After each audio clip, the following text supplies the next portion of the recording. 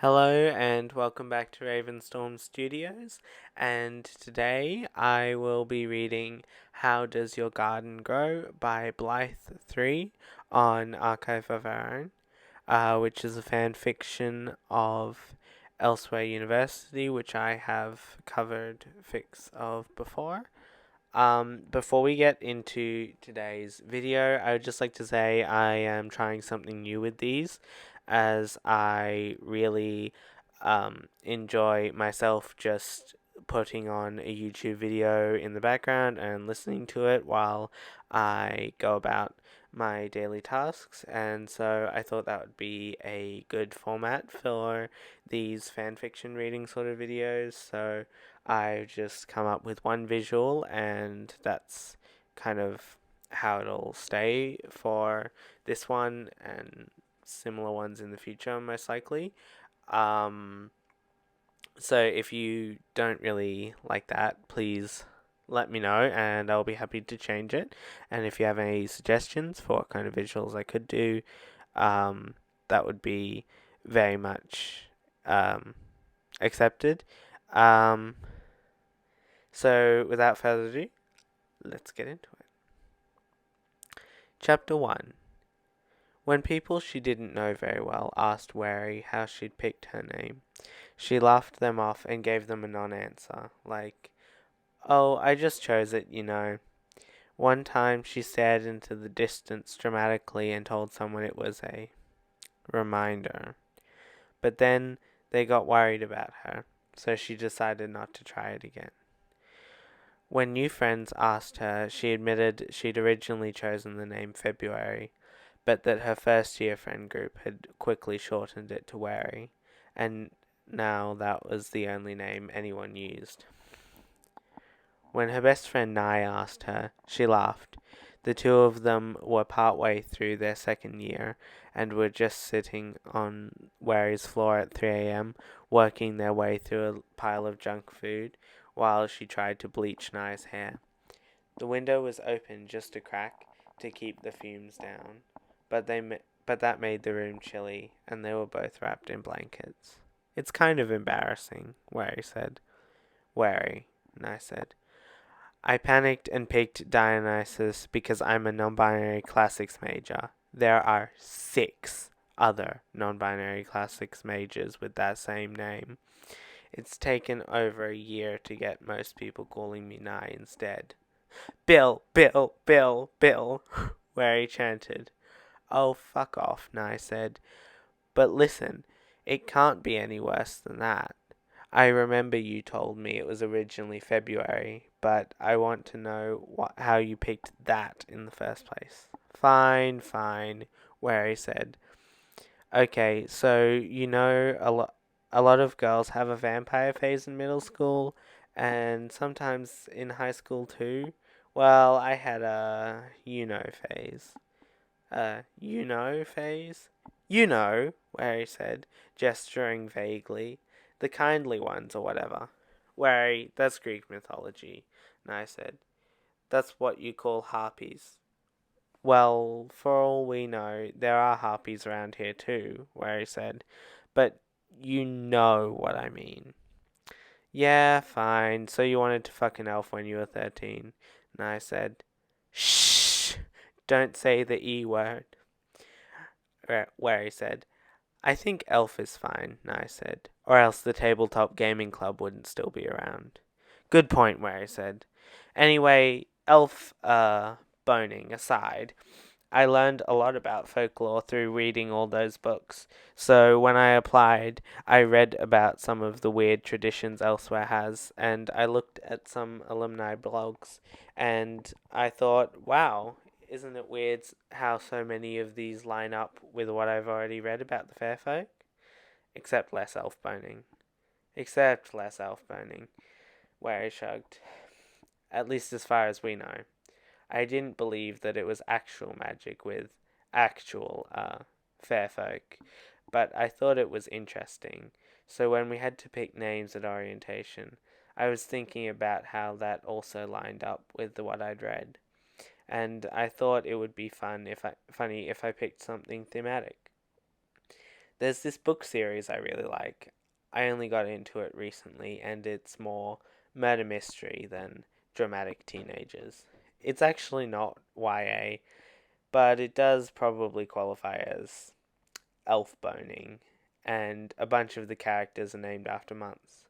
So you picked February, and I said, there aren't any characters named February yet, and where I said, and it's my birth month. But then it ended up shortened, and no one's ever gotten the joke when I told them it was originally February. Who shortened it, anyway? And I said, I think it was Adelaide, where I said, and that killed the mood. Because Wary's freshman year roommate had been missing for 2 months, and there hadn't been a replacement. Wary was one of the few students at Elsewhere University who knew what was going on but wasn't involved. She'd gone from, that's weird, to, hey, wait a second, one day in her first semester when she saw a pack of white hounds with red ears tearing across the campus. Sometimes Wary thought that she might like to be involved, that maybe she could go on an adventure like in the fantasy books she loved to read. Early in her second semester, she'd allowed Nye to drag her to a revel. She'd had a panic attack and left after 10 minutes. Nye had stayed, and they'd ended up going on a 3-day-long quest that left them in the hospital for a week, even after they'd seen a less conventional doctor first. But they hadn't had to shave their face or neck since. Ever since the revel, Wary had maintained a firm distance from anything that felt remotely supernatural, magical, or just plain weird. She suspected that this policy might have saved her life at least once, and she wasn't eager to stop adhering to it. Which is why, when she opened her door one Tuesday morning, late in her second year, to find an unnervingly delicate boy standing outside her room, she shut the door in his face and texted Nye, asking if there was a safe way to escape out of a 5th-floor window. Chapter 2. Define safely, Nye replied. Nye, Wary said, this is serious. Are you, okay? Nye said. No, Wary said. There's something outside my door. Wait, is it a hot dude? Wary frowned down at her phone. I guess, she typed. Oh, that's just Ivy. I told him to talk to you. I've mentioned Ivy before, right? Did I not text you? Wary stared at her phone, trying very hard not to imagine impaling Nye on the sword they'd won on a quest sometime before the two of them had become friends. No, Wary typed eventually. You did not text me. Now that she thought about it, she was pretty sure that Nye had mentioned Ivy to her, but it had been months ago, and only in passing. Sorry, Nye said. He has a plant question. What makes you think I'm qualified to answer it? Wary said. You're literally a botany major. Wary said. Not a magic botany major, she sighed. Is he, safe? She added after a moment. Well, he does bite, Nye said. But, yeah, mostly. Wary had no idea how to react to the message. I'm talking about hickeys, Nye added, just to clarify. Too much information, Wary typed, just as someone knocked at the door. Wary, said an unfamiliar voice. Just a second, Wary called, hitting send on her last message to Nye. She eyed her room. She hadn't wanted to go overboard with protections, just in case someone thought she had something to hide. But, yeah, it would be too hard to dismantle everything.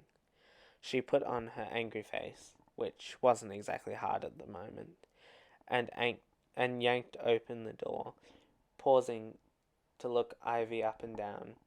He reminded her nothing so much as a baby fawn with freckled golden brown skin and perfectly curled hair. He was short, probably shorter than I, which meant Wary was over a foot taller than him. Ivy looked away from her glare and scratched his arm. "Who sent you?" she said, scowling at Ivy. He looked rather taken aback, his already overlarge eyes widening. "Nye?" he said.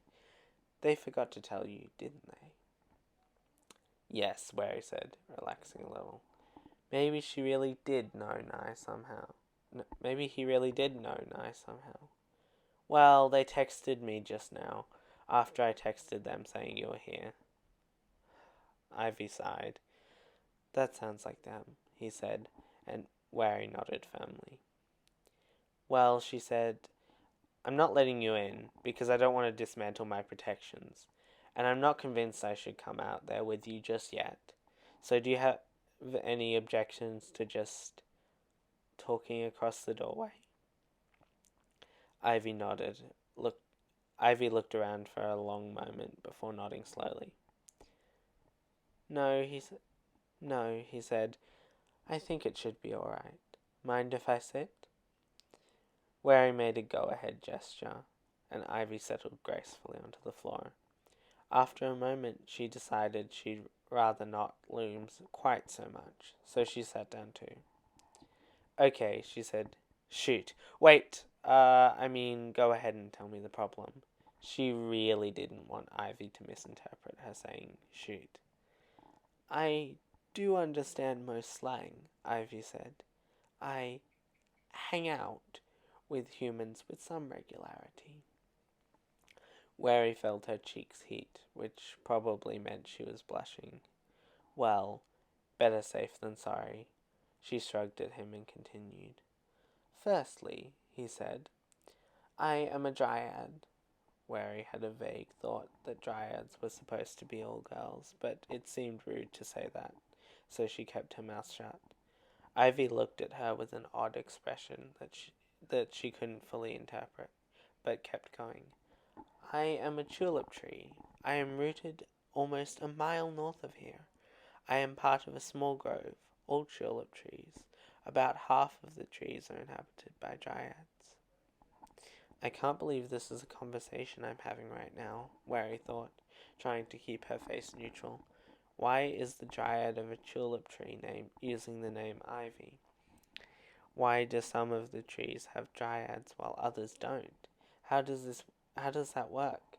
Do new dryads get new trees, or do they get ones that are already grown? I can't believe my best friend got a hickey from a literal tulip tree. Wait, hey, I can't believe my best friend got a hickey from a tulip tree and didn't tell me. I have to ask them what it was like." Ivy continued, oblivious to Wary's idle musings on whether or not he had a cute sibling she could make out with. "For science, of course."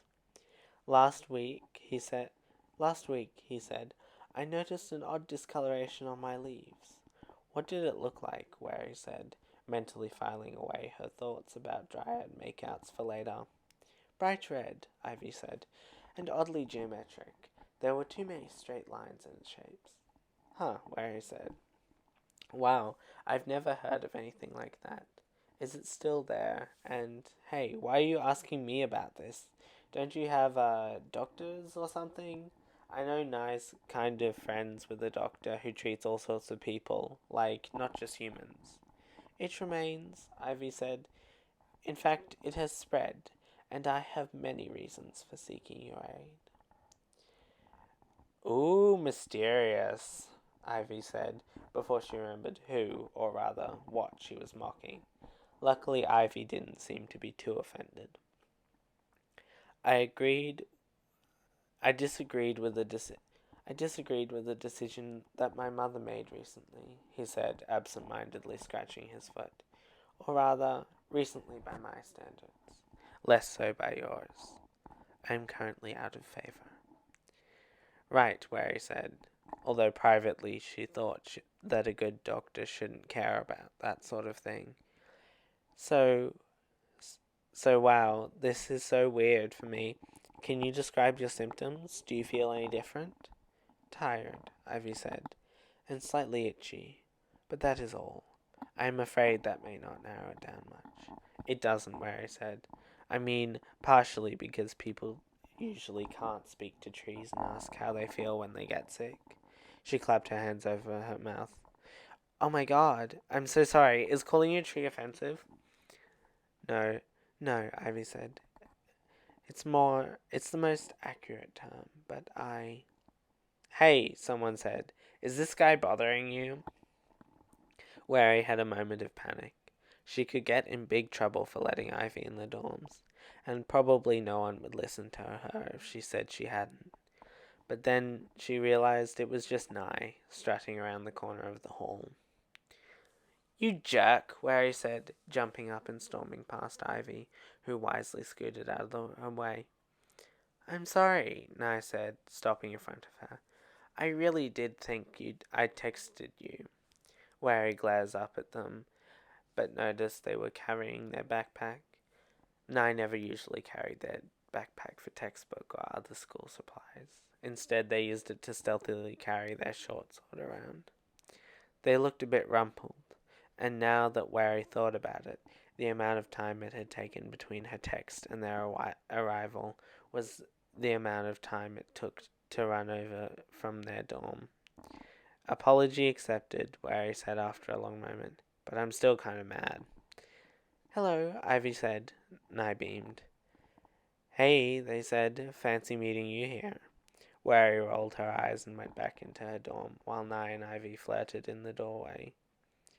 Elf boning, she muttered, after rummaging in the back of her closet.